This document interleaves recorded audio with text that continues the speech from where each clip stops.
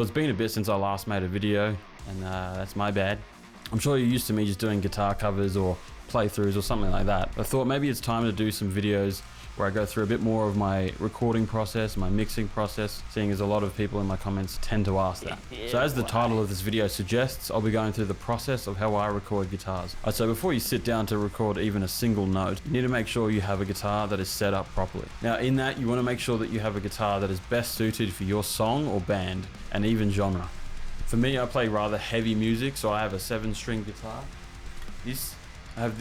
I use this to record heavy music, 7 strings, okay? Okay. So obviously that guitar is a 7-string guitar and it's set up in drop F. If you're not sure how to go about setting up your own guitar or adjusting a truss rod or restringing or whatever it may be, get a professional to do it. Don't do it yourself, otherwise you'll ruin your guitar. So the next thing you'd want to do is make sure you have the correct string gauge for whatever tuning you're playing in.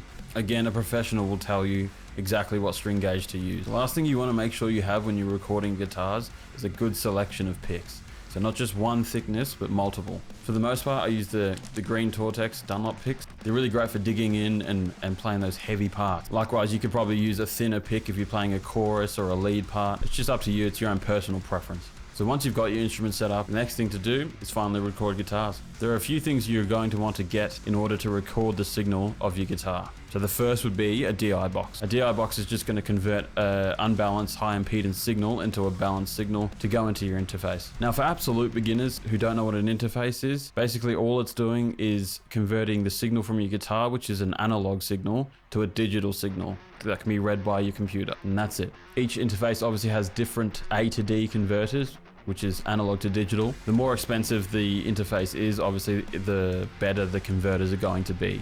Now if your interface is set up correctly, you should be getting signal from your DI box. Now once you've got signal going through your interface, you want to make sure that that's not clipping. So you need to adjust the gain setting in order to make sure that doesn't happen. The way to know if your signal is clipping is if it's hitting red in the meter. If you've turned down the gain on your interface and it's still clipping, there should be a pad button on either the interface or the DI box. Alright, so at this stage you should have a clean signal going into your computer. At that point we can make our guitar tone. The goal with your guitar tone is to have it be as close as possible to the final product as you possibly can.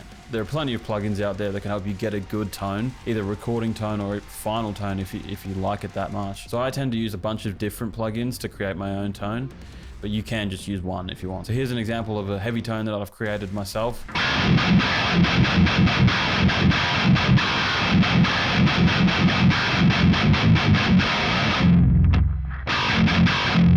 Personally, for clean tones, I really love using the Plini plugin, and for leads, I just tend to use my rhythm tone and put a delay on it or something like that, just because I'm a little bit lazy. So that's how you go about prepping yourself for recording guitars. But in order to get a good performance, there's a lot of things that go into it. So for starters, I like to play a lot of heavy music. So when I'm playing the rhythm parts, I tend to pick a lot harder than I would for a lead part or a clean part. If you pick lightly in a heavy part, you're not going to get the desired effect. I'll give you an example of exactly the difference between heavy and light picking in that scenario.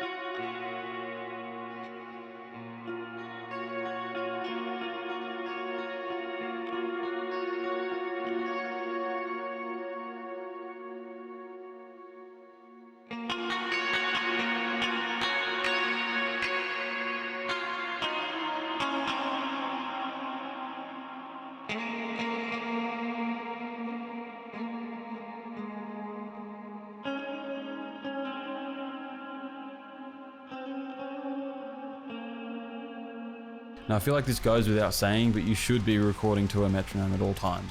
Even when you're practicing by yourself at home, you should be using a metronome. It will help you get a lot better at playing. So a lot of the time I tend to edit my guitars as I go along, but you still want to be making sure that you play as cleanly as possible in the recording without relying on editing. So as I said, I like to edit as I go along, and editing is extremely important in modern metal music. I'll quickly show you the difference between an edited take and an unedited take, and I'll let you decide for yourself.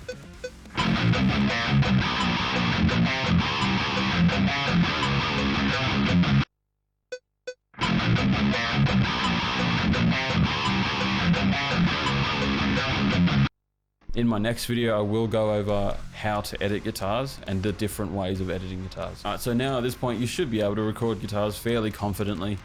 What? Bro, what are you talking about, man? And if you have any questions, just hit me up in the comments and I'll get back to you as soon as possible. As I said, I will be doing a video next week on editing guitars. So if you want to know more about that, then hit the subscribe button and stay tuned.